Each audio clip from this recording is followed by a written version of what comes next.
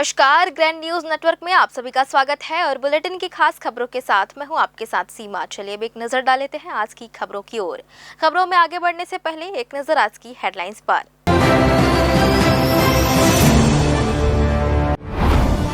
80 दिनों से सड़क पर सिसक रही ममता, सालों की बसाहट पर बुलडोजर चला रहा निगम प्रशासन। मुख्यमंत्री ने किया था वादा, नहीं टूटेगा किसी का घर, पर टूट रहे आशियाने।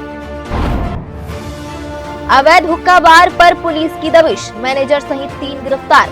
भारी मात्रा में नशीला पदार्थ बरामद, पुलिस का दावा नशे के खिलाफ जारी रहेगा अभियान। टेंट संचालक पर लगा अश्लील हरकत और जान से मारने की धमकी का आरोप। बेबस विधवा और बेटियों का जीना मुहाल, रसूख और दबंगई से आम लोगों की जिंदगी हराम। बिलासपुर में मुस्लिम प्रीमियर लीग का शानदार आगाज, तखतपुर विधायक धर्मजीत सिंह और महापौर ने बढ़ाया खिलाड़ियों का उत्साह। हर दिन रोमांच की सामने आएगी तस्वीर।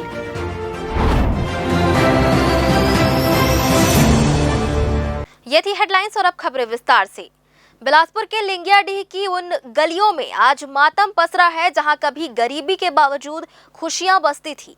जिन महिलाओं ने दूसरों के घरों में बर्तन मांजकर और साफ सफाई कर एक एक ईंट जोड़कर अपना आशियाना खड़ा किया था, आज वही महिलाएं अपनों के साथ पिछले 80 दिनों से धूल और धुएं के बीच सड़क पर बैठने को मजबूर हैं। मुख्यमंत्री ने चुनाव से पहले बड़े मंचों से कसम खाई थी कि घर नहीं टूटेगा, जहां टूटेगा वहां घर बनेगा। लेकिन सत्ता की कुर्सी मिलते ही वे वादे इन गरीबों के आंसुओं में बह गए। 60 साल से ज्यादा समय का बसेरा पल भर में अवैध हो गया और क्षेत्रीय विधायक से लेकर सत्ता के बड़े नेताओं तक किसी ने भी इन बिलखती महिलाओं की सुध लेना मुनासिब नहीं समझा। आज ये बेबस लोग पूछ रहे हैं कि क्या उनका पट्टा सिर्फ वोट लेने का एक कागज था। जिस कॉम्प्लेक्स के लिए उनके घरों को उजाड़ा जा रहा है, क्या उसमें इन गरीबों के बच्चों के लिए कोई कोना होगा? अपनी ही जमीन पर बेगाने किए गए ये लोग अब तिल तिल मरने के बजाय आर पार की लड़ाई लड़ने को तैयार हैं, क्योंकि जिनके सिर से छत छिन जाए उनके पास सिवाय आक्रोश के और कुछ शेष नहीं रह जाता। अभी हम मौजूद है लिंगियाडीह में, जहाँ पे पिछले 80 दिनों से अधिक धरने पर बैठे हैं लोग अपनी मांगों को लेकर, लेकिन एक बार भी शासनिक जो अधिकारी हैं या फिर जो वो नेता हैं इनकी मांगों को या इनकी जो समस्या है उनको सुनने यहाँ तक नहीं आए। अभी इन महिलाओं से हम बात करेंगे जो अपने घरों को छोड़कर, अपने बच्चों को छोड़कर यहाँ पे बैठी हुई है। कड़ाके की ठंड में ये बैठे रहते हैं। आप इनसे जानते हैं क्या कुछ है पूरा। कब से आप लोग बैठे? 80 दिन से ऊपर हो गया, जानकारी मिल रही है। हाँ, हो गया सर। कोई भी एक भी बीजेपी के विधायक नहीं आया यहाँ पे? कोई नहीं आया है। हम लोग को तो हमारा यही घर टूटा है, यहीं पर ना नोटिस दिया ना कुछ नहीं दिया। आया धड़धड़ा के बुलडोजर चला दिया। हम घर में थे, बच गए हम मरने के लिए। हमारे दो बच्चे हैं, 2 लड़के हैं, उन लोग भी नहीं थे ना। मेरा आदमी नहीं था घर में, आके मैं बस अकेली थी। क्या काम करते हैं आप? यही झाड़ू पोछा करती हूँ। अब देख लीजिए, बेचारी झाड़ू पोछा करती है, उनके घर को भी तोड़ दिया गया। क्या कहेंगी आप? क्या कहूँगी मैं, जहाँ पर रह रही हूँ वहीं पर मेरे को छोटा से जमीन दे दे। कितने साल से रह रहे हो आप? ये तो 60 साल हो गया। और आपकी उम्र क्या है? मेरा 50 साल का हो रहा है। मतलब इनका घर जो है 60 साल का, इनकी उम्र 50 साल की होगी। ठीक। इनका कहना है कि जहाँ पर इनके मकान को तोड़ा गया वहीं से छोटा सा आशियाना इनको भी दे दिया जाए। और भी महिलाएं यहाँ मौजूद है, क्या कहेंगे आप? हम लोग तो बहुत दिन से आए हैं भैया। हमारे सास यही ख़त्म हो गए, बूढ़ी सास ख़त्म हो गए, बोखर बाद में आगे पहली हम बनाए ना तो कुछ नहीं रही से। हाँ, मोरे सास पहली घर बना रही से, पहली मट्टी के फिर बनाए, ओखर बाद बेसरम के छौनी छाएन, ओखर बाद फिर अपोलो में काम करिए रोजे मंजूरी के, फिर बसंत बिहार में बनी तो वहाँ रोजी मंजूरी करें। हमन ला 80 साल होगी, सोई कोई नहीं रही से। दिल्ली में पूछ लिया तब के मोर सास यहाँ के बसे रही से। नंद कुमारी। नंद कुमारी कहना है जब यहाँ पे किसी का मकान नहीं था तब इनकी जो सास थी, जो इनकी जो भी सास बोलते हैं वो उन्होंने पहले घर बनाया और अब इनको रहते हैं वहाँ पे 80 साल हो रहे हैं। इनके पूरे परिवार को रहते हैं इस लिंगियाडीह में। अब क्या कुछ करना है आपको? आपका घर तोड़ दिया गया है। घर दुकान तो टूट गया, दलेरे के दुकान, दोनों दुकान तोड़ दिया, घर भी 2 कमरा तोड़ दिया। अब लोग हम जूठा धो के हम सब बनाया था ये करने के लिए। अब हम नहीं जाएंगे, यहीं पर रहेंगे। हम लोग के रोजी रोटी सब यहीं चल रहा है। अब बहुत तकलीफ काटे हैं, यहाँ से कहीं नहीं जाएंगे। हम जूठा काठा सब धो के अपन बच्चा लोग को पाले हैं। आदमी भी बर्तन धोकर झाड़ू पोछा करके घर के कामों को, ये दुखियारी महिलाएं जो बता रही है अभी, दुखियारी महिला, ये बर्तन मांझ कर अपने घर को जो बना के रखी थी उस घर को भी तोड़ दिया गया, दुकानों को भी तोड़ दिया गया। अब इनसे इनका घर भी पूरा तोड़े जाने की बात हो रही है और इनसे इनका जो रोजी रोटी वो भी छीनने की बात हो रही है, क्योंकि यहाँ से बाहर जाएंगे तो फिर कमाएंगे कहाँ, करेंगे क्या। अभी तो ये जहाँ आस-पास जाके पैदल जाके कर लेती है काम वाम, और भी बहुत सारी महिलाएं यहाँ पे। क्या कहेंगे अम्मा आप हमेशा बोलती हैं, आज क्या कहेंगे? 80 दिन से ऊपर हो गया आप? 80 दिन से ऊपर हो गया भैया, लेकिन हम लोग जहाँ रहते हैं हम लोग को वहीं रहने दीजिए। कहा कि हम 3 पीढ़ी से यहाँ रह रहे हैं, हमारे छोटे छोटे बच्चे लोग हैं और मेरे पति देव भी नहीं है। हमारी दुकान टूट गया, हम कितना मुसीबत में हैं, लेकिन नेता लोग जो है सुशांत शुक्ला एक बार देखने के लिए भी नहीं आते। वोट के समय माता जी, भाई जी, बहन जी सब बोल बोल के आके ये करते हैं, हम लोग को आशा देकर निराशा करते हैं।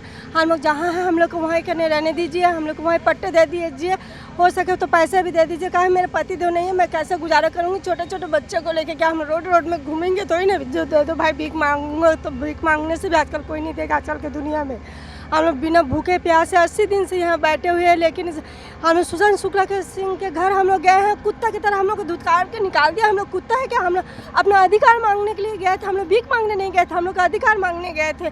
तो भी हम लोग एक किनके यहाँ गए थे आप?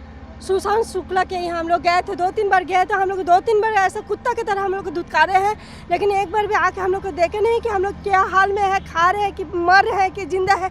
एक बार आके देखना चाहिए ना। बड़े तो नेता बन के घूमते फिरते हैं और यहाँ का कॉम्प्लेक्स बनाएंगे, बोल रहे हैं गार्डन बनाएंगे करके। यहाँ तो सब बड़े बड़े अमीर लोग रहेंगे, गरीबी बच्चे लोग कहाँ जाएंगे? हम लोग जैसे इंसान लोग बच्चे लोग नहीं जा सकते भैया। हम लोग क्या नाम है आपका? वंदना डे। वंदना। हाँ, इन्होंने साफ तौर पे कहा है कि जो क्षेत्रीय विधायक उनके घर भी गए, लेकिन जिस तरह से उन्होंने व्यवहार किया, अब बताना तो मैं बता नहीं सकता, वो खुद बता दिए हैं। आगे और भी बहुत सारे यहाँ लोग बैठे हुए हैं, उनसे बात कर लेते हैं। क्या आखिर यहाँ पे पूर्व विधायक खरे जी भी मौजूद हैं, उनसे हम चर्चा कर लेते हैं। खरे जी, क्या कुछ कहेंगे? 80 दिन से ऊपर हो गया इन लोग को यहाँ बैठे। मैं तो अपनी जो नेता है, राजनेता यहाँ बने बैठे हैं शासन के, एक बार भी मिलने नहीं आए। देखो, शासन की जो नीति है गरीब को उजाड़ने का है और पूंजीपति लोगों को ज़मीन को आवंटन करने का नीतियाँ चल रही है। ये पहले ग्राम पंचायत था, ये आवासीय ज़मीन है। बाद में निगम बनने के बाद इनको सरकार ने, ठीक है ये लोग बाहर से आकर बसे होंगे, मैं ये नहीं कहता, और भारत में गरीबी के कारण, जाति उद्देश्य के कारण लोग गांव को छोड़कर शहर में आकर बसते हैं। पलायन एक तरह से हम लोग भारत के ही, अपने ही देश में अपना शरणार्थी के रूप में है। तो इनकी आशियाना उजड़ना नहीं चाहिए। शासन स्तर के लोगों को हम तो बोल रहे हैं कि अभी 23 फरवरी से बजट सत्र चालू हो रहा है और हम चाह रहे हैं कि बजट सत्र में ही सरकार इस बात की घोषणा करे, ये आंदोलन को ख़त्म किया। यहाँ पे कोई बड़े रईस घर के लोग नहीं बैठे हैं, झाड़ू पोछा बर्तन काटने वाले जो महिलाएं हैं, जिन्होंने अपना 1-1 रुपया जोड़कर अपना घर बनाया था, उन घरों को पहले तोड़ दिया गया, दुकानों को तोड़ दिया गया जहाँ से इनकी रोजी चलती थी। अब इनको यहाँ से हटाया जा रहा है। हटाने के बाद 80 दिन से यहाँ बैठे, 80 दिन से ऊपर हो रहा है। आप भी पूर्व में विधायक रह चुके, आपकी भी सत्ता थी उस समय, तो क्या इस तरह का कभी आपको देखने को मिला था कि 80 दिन से कोई आंदोलन जारी है? नहीं, मैं तो पहले बोला कि इस तरह से धरना प्रदर्शन से कुछ होने वाला नहीं है। जब तक सरकार को कड़ा रूप में अगर कोई प्रदर्शन नहीं होगा, जवाब नहीं देंगे, तब तक सरकार हमारी बात नहीं सुनेगी। और मैं सरकार की ये जो नीति है, गरीब लोगों को, उन्हें अपने बच्चों की पढ़ाई लिखाई मार खा रहा है, रोजी रोटी मार खा रहा है, तो इसके बहुत ही मानवतावादी विचारधारा रखकर, मानवता नीति अपनाकर सरकार को इनकी आंदोलन को ख़त्म करना चाहिए और इनकी बचा हुआ जो आशियाना है उसको ना उजाड़ें, और जो इनका आशियाना उजाड़ा है उनकी मुआवजा गवर्नमेंट दे। ऐसी मैं अपील करने के लिए और आज धरना को समर्थन देने के लिए यहाँ आया हुआ। पूर्व विधायक खरे भी यहाँ पहुँचे हुए, राम कुमार खरे जी, और साथ ही अभी यहाँ के पार्षद, उनसे भी बात कर लेते हैं। लगातार 80 दिन हो गए हैं, क्षेत्रीय विधायक क्या मिलने आए अभी तक?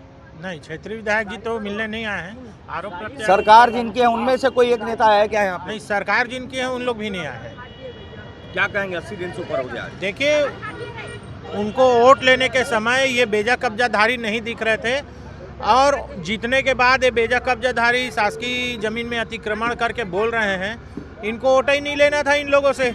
उस समय तो बोलना था कि आप अतिक्रमणधारी हो, बेजा कब्जाधारी हो, वोट मत दीजिए हमको, आपका वोट नहीं चाहिए। जब हम लोग का वोट लिया जाता है, उसके बाद बन जाते हैं नेता, उसके बाद बोलते हैं कि आप अतिक्रमण करके रहे हो। ये कहाँ का न्याय है? तो या तो वोट ना ले, ये वोट ले तो गरीबों का ध्यान दे। या तो वोट ना लो या तो गरीबों का ध्यान दो। पार्षद ने साफ कहा है या तो वोट लेने मत आइए या फिर अगर वोट लेने आते हैं तो गरीबों का ध्यान दीजिए। आपको बताना चाहूँगा कि जब चुनाव का माहौल था उस समय यहीं पे बड़ी बड़ी घोषणाएं हुई थी, इस चौक में बड़ी घोषणाएं हुई थी जिसका सबूत भी हमारे पास, हम उसको भी दिखाएंगे।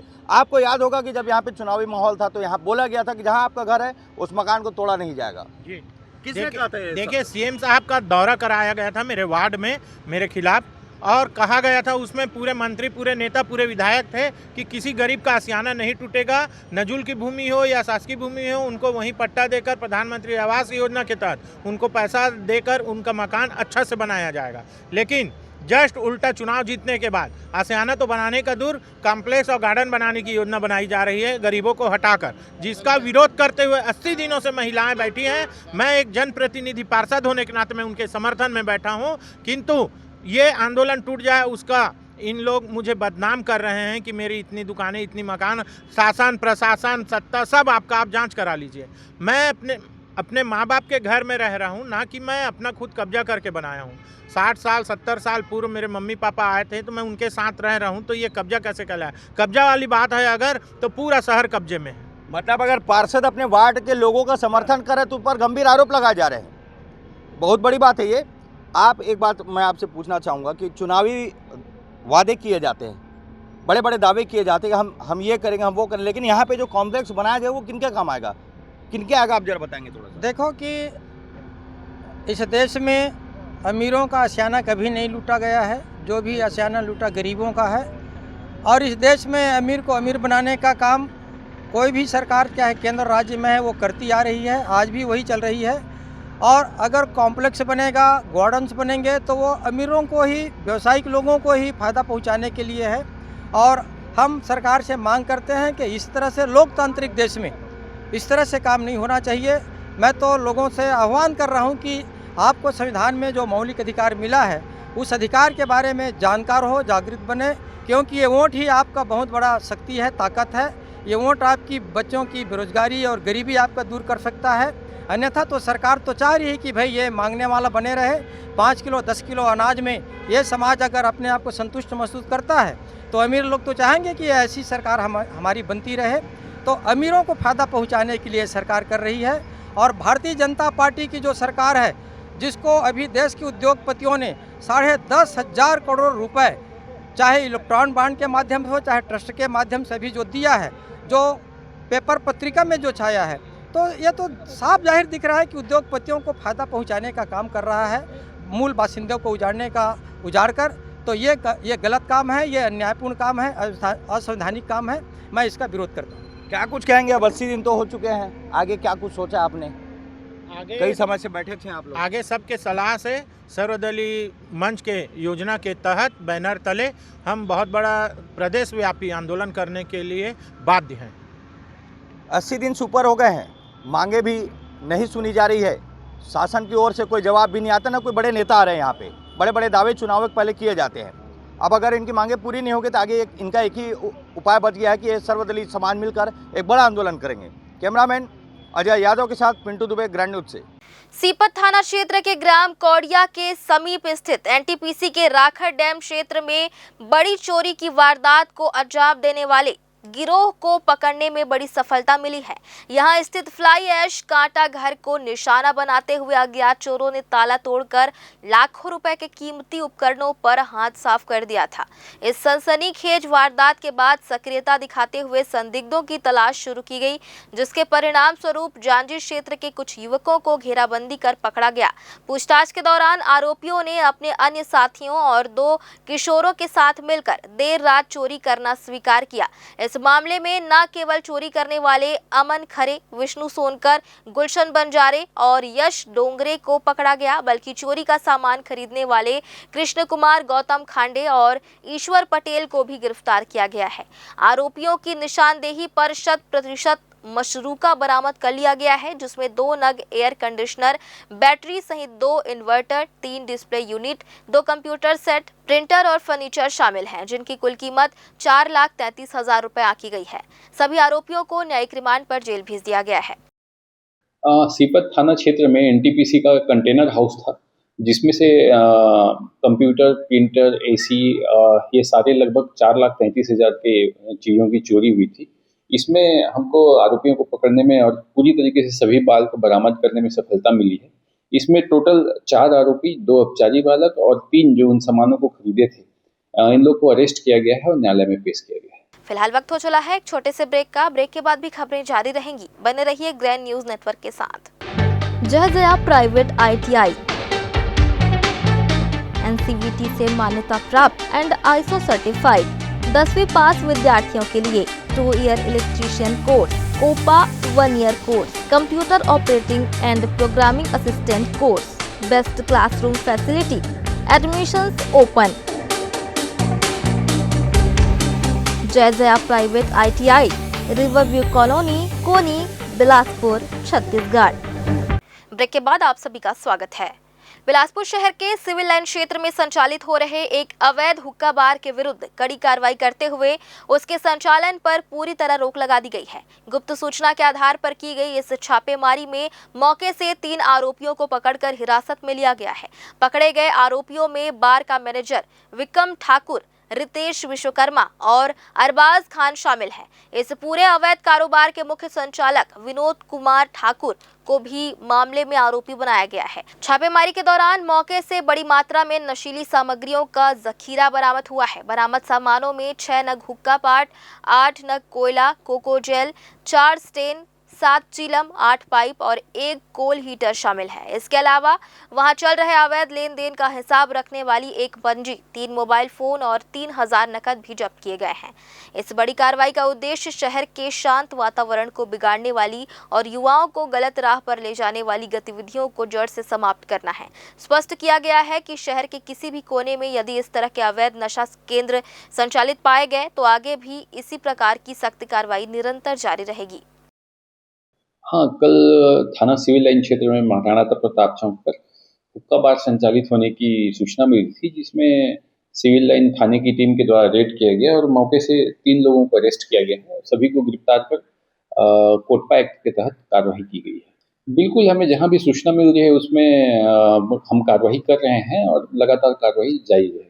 बिलासपुर जिले के सकरी क्षेत्र में अवैध नशीले पदार्थों के खिलाफ चलाए जा रहे अभियान के तहत एक बड़ी सफलता हासिल लगी है। क्षेत्र में अवैध रूप से शराब की बिक्री करने वाले एक युवक को भारी मात्रा में माल के साथ रंगे हाथों पकड़ा गया। जानकारी के अनुसार काठा कोनी निवासी शुभम वासुदेव 23 वर्ष खजूरी रोड के पास संदिग्ध अवस्था में घूम रहा था। सूचना मिलने पर जब इलाके की घेराबंदी कर तलाशी ली गई तो युवक के पास से 36 पाव देशी शराब बरामद हुई, जिसकी कुल मात्रा लगभग 6 लीटर बताई जा रही है। जब्त की गई शराब की बाजार कीमत 3,240 रुपए है। शराब के साथ ही आरोपी के पास से बिक्री की नकद राशि 200 रुपए भी बरामद की गई है।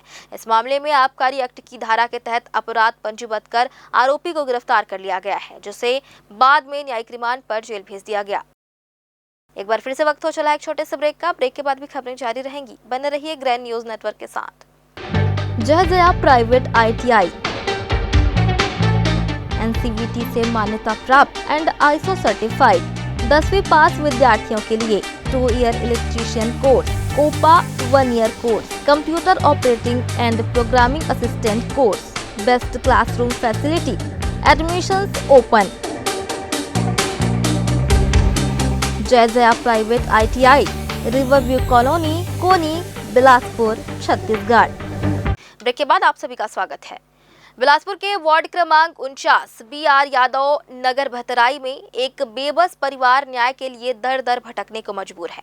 क्षेत्र के निवासी मधु वर्मा ने जेएश टेंट हाउस के संचालक मनोज साहू पर गंभीर आरोप लगाते हुए बताया है कि रिहायशी इलाके में संचालित गोदाम और रात भर बर्तनों के शोर शराबे ने उनका चैन छीन लिया है। पीड़िता का आरोप है कि जब भी शोर को लेकर आपत्ति जताई जाती है तो संचालक और उसके लेबर गाली गलौज, अश्लील हरकतें दें और जान से मारने की धमकी देते हैं। हद तो तब हो गई जब टेंट हाउस के कर्मियों द्वारा पीड़िता की बेटियों के साथ छेड़खानी जैसी शर्मनाक हरकतें की जाने लगी। हैरानी की बात यह है कि पीड़िता ने न्याय की गुहार लेकर 3 बार एसपी कार्यालय और सरकंडा थाने के चक्कर काटे, लेकिन ठोस कार्रवाई के बजाय उन्हें जोन कमिश्नर के पास जाने की सलाह देकर पल्ला झाड़ दिया गया। रसूख के दम पर बेखौफ घूम रहे दबंगों के डर से अब यह परिवार अपने ही घर में कैद होने को मजबूर है। अब देखना यह है कि जोन कमिश्नर इस संवेदनशील मामले में क्या रुख अपनाते हैं या फिर एक विधवा की चीखें व्यवस्था के शोर में दबकर रह जाएगी। मैं बहतराई की रहने वाली हूँ, गली नंबर 5 में। मेरे हस्बैंड नहीं हैं, मेरे 3 बच्चे हैं। मैं रहती हूँ पहले से। वहाँ पर खुले ज़मीन पे वो लोग खोली हैं टेंट हाउस, बहुत बड़ा टेंट हाउस। मेरे दीवार पे छेद कर दिए हैं, सामने सामान रखना सब कर दिए हैं। दिन में तंग करते हैं सर, रात में भी तंग करते हैं लोग। बहुत परेशान हूँ मैं इन लोगों से, शिकायत कर करके परेशान हूँ मैं। थाना में गई 2 बार 4 बार। वो जो आपको परेशान करते हैं? मनोज साहू, जय स्टेट हाउस से खोल के रखे हैं और 4-8 लेबर को घुसा दिए वहाँ पे। दिन भर गाली बकते रहते, रात में गाली बकते रहते, जब मन लगे तब हल्ला करते हैं। मैं दिन भर घरों में काम करने जाती हूँ तो मैं सुकून से नहीं हूँ वहाँ पर। अभी आप क्या चाह रही हैं? मैं चाहती हूँ प्रशासन से कि अच्छे से अच्छे इनके लिए कार्यवाही हो। बिलासपुर के तोरवा थाना क्षेत्र अंतर्गत लाल खदान ओवरब्रिज पर रविवार दोपहर एक भीषण सड़क हादसे ने इलाके में सनसनी फैला दी है। तेज रफ्तार के जुनून ने एक बार फिर एक परिवार की खुशियों पर ग्रहण लगा दिया, जहां एक अनियंत्रित हाईवा ने बाइक सवार युवक को अपनी चपेट में ले लिया। मिली जानकारी के अनुसार मोहम्मद निवासी विशाल रजक दोपहर करीब 2:30 बजे अपनी बाइक पर सवार होकर बिलासपुर से अपने घर लौट रहा था। जैसे ही वह लाल खदान ओवरब्रिज के ऊपर पहुंचा, पीछे से आ रही तेज रफ्तार हाईवा ने उसे जोरदार टक्कर मार दी। टक्कर इतनी भीषण थी कि विशाल सड़क पर दूर जा गिरा और हाईवा के पहिए के नीचे आने से उसके सिर और पैर में गंभीर चोटें आई। हादसे के बाद मौके पर राहगीरों की भारी भीड़ जमा हो गई और अफरा तफरी का माहौल निर्मित हो गया। सूचना मिलते ही तोरवा पुलिस तत्काल मौके पर पहुंची और लहूलुहान हालत में युवक को एम्बुलेंस के जरिए अस्पताल में भर्ती कराया गया, जहां उसकी स्थिति अत्यंत चिंताजनक बनी हुई है। इधर घटना को अंजाम देने के बाद आरोपी हाईवा चालक वाहन छोड़कर मौके से फरार हो गया। पुलिस ने वाहन को अपने कब्जे में लेकर आरोपी चालक के खिलाफ मामला दर्ज कर लिया है और उसकी सरगर्मी से तलाश की जा रही है। एक बार फिर से वक्त हो चला है एक छोटे से ब्रेक का। ब्रेक के बाद भी खबरें जारी रहेंगी। जय जया प्राइवेट ITI NCVT से मान्यता प्राप्त एंड ISO सर्टिफाइड 10वीं पास विद्यार्थियों के लिए 2 year electrician course, OPA 1 year course, computer operating and programming assistant course, best classroom facility, admissions open. Jai Jaya private ITI, Riverview colony, Koni, Bilaspur, Chhattisgarh. Break के बाद आप सभी का स्वागत है। बिलासपुर न्यायधानी के खेल प्रेमियों के लिए आज का दिन उत्साह से भरा रहा, जहां मुस्लिम प्रीमियर लीग के दूसरे संस्करण का भव्य आयोजन किया गया। इस खेल प्रतियोगिता में मुख्य अतिथि के रूप में तखतपुर विधायक धर्मजीत सिंह विशेष रूप से शामिल हुए, जिन्होंने टॉस कराकर मैच की शुरुआत की और खिलाड़ियों का हौसला बढ़ाया। उनके साथ शहर की प्रथम नागरिक महापौर पूजा विधानी ने भी अपनी उपस्थिति दर्ज कराई और आयोजन की सराहना करते हुए इसे युवाओं के लिए एक सकारात्मक मंच बताया। उद्घाटन समारोह में शहर के कई गणमान्य नागरिक और खेल प्रेमी बड़ी संख्या में जुटे, जिससे मैदान का माहौल उत्सव जैसा नजर आया। कार्यक्रम के दौरान मुस्लिम समाज के प्रमुख व्यक्तियों और वरिष्ठ जनों ने भी अपनी सक्रिय भागीदारी निभाई, जिससे खेल के माध्यम से सामाजिक समरसता और भाईचारे का संदेश प्रसारित हुआ। विधायक सिंह ने अपने संबोधन में कहा कि खेल न केवल शारीरिक विकास के लिए जरूरी है, बल्कि ये समाज के विभिन्न वर्गों को एक सूत्र में पिरोने का कार्य भी करते हैं। प्रतियोगिता के दौरान खिलाड़ियों में जबरदस्त उत्साह देखने को मिला और दर्शकों ने भी तालियां बजाकर खिलाड़ियों का अभिवादन किया। ये आज इंडियन मुस्लिम प्रीमियर लीग का दूसरे साल का आयोजन है और इस आयोजन को आज हम लोगों ने प्रारंभ करने के अवसर पर यहाँ उपस्थित होने का मौका मिला। भव्य आयोजन है और मुस्लिम समाज के इस सराहनीय प्रयास की मैं सराहना करता हूँ कि इसी बहाने वो अपने छुपी हुई प्रतिभाओं को आगे आने का मौका दे रहे हैं और खेल के प्रति इस वर्ग को और शहर के लोगों का रुझान भी पैदा कर रहे हैं।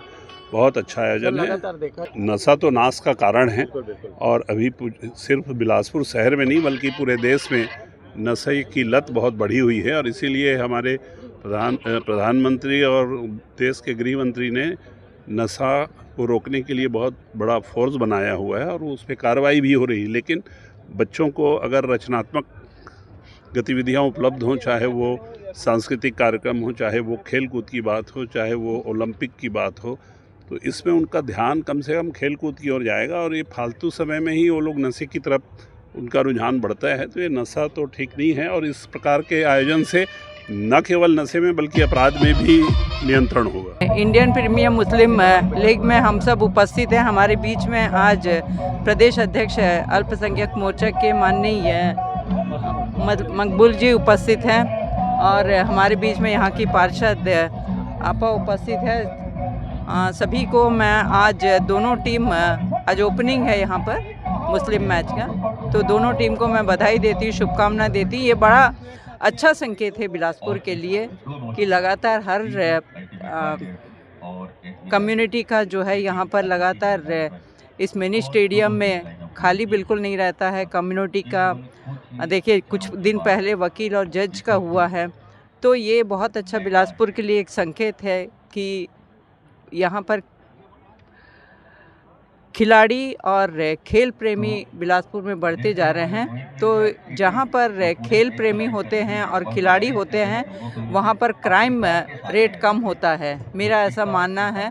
हमारा IPL सीज़न जो है सीज़न 2 है, जिसका आज 8 तारीख को आगाज़ है और जिसमें हमने 16 टीमों को फ्रेंचाइजी के रूप में ऑनर्स को इसको हमने सेल किया था, जिसमें लगभग 245-50 मुस्लिम खिलाड़ियों को हमने एकत्रित करके ऑक्शन पद्धति से सारी टीमों में हमने बाइफर्केशन किया था प्लेयरों का, जिसका आज शुभारंभ मौका है, जिसमें मुख्य अतिथि के रूप में हमारे साथ तखतपुर विधायक धर्मजीत सिंह जी, पूजा विधानी जी, प्रदेश अध्यक्ष अल्पसंख्यक मोर्चा मकबूल भाई, प्रिंस भाटिया जी, ये सब यहाँ पर हमारे साथ ग्राउंड पर मौजूद है।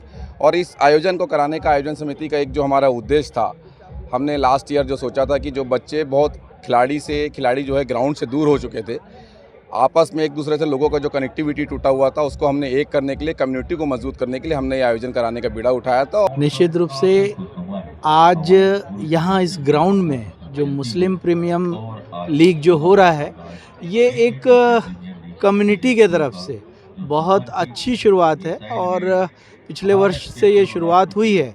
और इसमें सबसे अच्छी बात यह है कि जिस तर्ज में IPL होता है उस तरीके से यहाँ पे टीमों को चिन्हांकित करके इस टूर्नामेंट का आयोजन किया गया है। और मैं सबसे बड़ी बात ये बोलना चाहता हूँ कि जिस तरीके से आज सोशल मीडिया में अगर आप देखें तो जिस तरीके से बच्चे अपने मोबाइल और दीगर रील वगैरह में बिज़ी हैं, तो ये एक्टिविटी होना बहुत ज़रूरी है, क्योंकि शारीरिक रूप से स्वस्थ रहने के लिए, उत्साहित रहने के लिए खेल का आयोजन होना चाहिए। और जब इस तरीके से खेल का आयोजन होगा तो लोग साल भर प्रैक्टिस करेंगे और निश्चित रूप से इसका लाभ हर कम्युनिटी में होगा। और मैं आज जब बिलासपुर आया हूँ, रायपुर से मेरा स्थान था, तो जैसे मैंने इधर से देखा कि 2-3 जगह, एक मैंने रास्ते में देखा यादव प्रीमियर लीग भी चल रहा है। तो ये एक बड़ा अच्छा संकेत है कि यहाँ पर हर कम्युनिटी के लोग इस तरीके से प्रयास कर रहे हैं और एक बहुत अच्छा वातावरण निर्मित हो रहा है और इससे निश्चित रूप से युवाओं को लाभ होगा। मखमूर इकबाल खान। ये इंडियन मुस्लिम प्रीमियम लीग ये दूसरा सीजन है, दूसरे साल का ये आयोजन है। सभी समाज के युवा और सभी सीनियर समाज के बुजुर्ग, सब लोगों के रहनुमाई पे, सब लोगों के मार्गदर्शन पे ये आयोजन हो रहा है। इसमें सभी लोग बढ़ चढ़कर हिस्सा ले रहे हैं और बेहद खुशी की बात है कि इस आयोजन में सभी वर्ग, सभी समूह के लोग हमारे साथ एकत्रित हैं। खासकर बिलासपुर में मैंने देखा कि हर समाज के लोग अपने अपने समाज का ये प्रीमियम लीग का आयोजन कर रहे हैं। ये बड़े हर्ष और खुशी की बात है। इससे युवाओं में एक जोश, आपसी सामंजस्य और तालमेल बना हुआ है और युवा जो हैं वो अनैतिक रास्ते से दूर इस अच्छे रास्ते में, स्पोर्ट्स की लाइफ में है। ये बहुत अच्छी बात है। खेलना बहुत अच्छी चीज़ है, हेल्थ के लिए भी अच्छा है। रिलेशन भी डेवलप हो रहे हैं और हर समाज मिलजुल कर अपने अपने समाज का आयोजन कर रहा है। ये बड़ी हर्ष और खुशी की बात है। बैटिंग फर्स्ट लिए हम लोग अच्छे से खेलेंगे, सभी टीम जीतेंगे। हम एकदम एकजुटता के साथ खेल के हम मैच जीतेंगे। किस तरह की रणनीति आप बनाए अपनी टीम के लिए, किस तरह से मेहनत करेंगे आप? मेहनत तो ये करेंगे, 8 ओवर का मैच है, इसमें 72 स्कोर दिए हम लोग, कम से कम 80-90 रन बनाए 8 ओवर में। सामने वाले टीम में कम से कम रन रोकने की कोशिश करेंगे हम लोग। बिलासपुर के सरकंडा थाना अंतर्गत जबड़ापारा इलाके में उस वक्त अफरा तफरी मच गई जब 2 विशालकाय सांडों ने सकरी गलियों को अखाड़ा बना लिया। घंटों चले इस हिंसक संघर्ष के दौरान क्षेत्र में दहशत का माहौल बना रहा। सांडों के इस आतंक ने न केवल आम जनजीवन को अस्त व्यस्त किया, बल्कि गलियों में खड़े 2 पहिया वाहनों और साइकिलों को भी बुरी तरह क्षतिग्रस्त किया। स्थानीय लोगों ने बताया कि सांडों की लड़ाई इतनी उग्र थी कि लोग अपनी जान बचाने के लिए घरों की छतों और दरवाजे के पीछे छिपने को मजबूर हो गए। इस बीच सड़क से गुजरने वाले राहगीर भी बाल बाल बचे। हैरानी की बात यह है कि शहर की सड़कों पर आवारा मवेशियों का जमावड़ा जानलेवा साबित हो रहा है, लेकिन इसके बावजूद नगर निगम प्रशासन गहरी नींद में सोया हुआ है। रहवासियों का आरोप है कि शिकायत के बाद भी निगम प्रशासन द्वारा मवेशियों को पकड़ने के लिए कोई ठोस कदम नहीं उठाए जा रहे, जिससे कभी भी कोई बड़ी अनहोनी हो सकती है। देश के उच्च शिक्षण संस्थानों में अकादमिक गुणवत्ता और सामाजिक न्याय सुनिश्चित करने की दिशा में भीम आर्मी भारत एकता मिशन ने एक महत्वपूर्ण कदम उठाया है। छत्तीसगढ़ जिला इकाई बिलासपुर के बैनर तले कार्यकर्ताओं ने कलेक्टर कार्यालय पहुंचकर विश्वविद्यालय अनुदान आयोग द्वारा अधिसूचित नए नियमों के पूर्ण समर्थन में ज्ञापन सौंपा। भीम आर्मी का कहना है कि उच्च शिक्षा के स्तर को सुधारने और विश्वविद्यालयों व कॉलेजों में व्याप्त विसंगतियों को दूर करने के लिए इन नियमों का सख्ती से पालन होना अनिवार्य है। भारत देश के यूनिवर्सिटियों में, कॉलेजों में जातिगत, धर्मगत और लिंग अनुसार, नस्ल अनुसार जो भेदभाव बढ़ा है 118%, उसके बाद सुप्रीम कोर्ट के आदेश से जो यूजीसी ने बिल बनाया ताकि यूनिवर्सिटियों में, कॉलेजों में किसी के साथ, जाति के साथ, धर्म के कारण, महिलाओं के साथ, लिंग के कारण और दिव्यांगों के साथ भेदभाव ना हो। सिर्फ ये इतना है। उसका विरोध अब वही लोग कर रहे हैं जिनको भेदभाव करना है। भाई जैसे दहेज एक्ट है तो मुझको किसी को दहेज के नाम पे प्रताड़ित नहीं करना है, तो दहेज एक्ट मेरा क्या नुकसान करेगा। तो ऐसा ही ये समानता वाला जो बिल आया है, तो जिसको समानता पसंद नहीं है, असमानता पसंद है, भेदभाव पसंद है, वही लोग विरोध कर रहे हैं। बाकी हम समर्थन में हैं। वे चाहते हैं कि सुप्रीम कोर्ट ने उसमें कुछ कमी बताकर केंद्र सरकार को पुनः वो बिल वापस भेजा है, तो हम केंद्र सरकार से मांग करते हैं कि उसमें और जो है कड़े नियम लागू करके उसको बिल को जो है पेश करें, लागू करें, ताकि हमारे देश की यूनिवर्सिटियों में, कॉलेजों में और जहाँ भी संस्थान है, स्कूलों में भेदभाव ना हो। इसलिए हो रही है क्योंकि ये सच्चाई है। भारत जातियों का देश है। यहाँ जातिगत अत्याचार होता है, न्याय होता है, धर्म के अनुसार अन्याय होता है, धर्म के अनुसार बुलडोजर चलता है और महिलाओं के साथ अन्याय अत्याचार होता है। सकरी में चर्च को तोड़ा गया है बुलडोजर से, धर्म के अनुसार तोड़ा गया। बजरंग दल और शासन मिलकर तोड़ा है। मिले हुए लोग स्वर्ण लोग हैं। नहीं, ओबीसी एससी नहीं थे, स्वर्ण लोग मिलके ही तोड़वाए हैं। पहले तो आप डिसाइड कीजिए तोड़वाए किसने। बजरंग दल और गुंडे और प्रशासन भी साथ दिया तोड़ने में।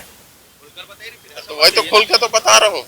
फिलहाल आज की इस बुलेटिन में बस इतना ही। अगले बुलेटिन में फिर होगी आपसे मुलाकात। तब तक के लिए मुझे और मेरी पूरी टीम को दीजिए इजाजत। नमस्कार।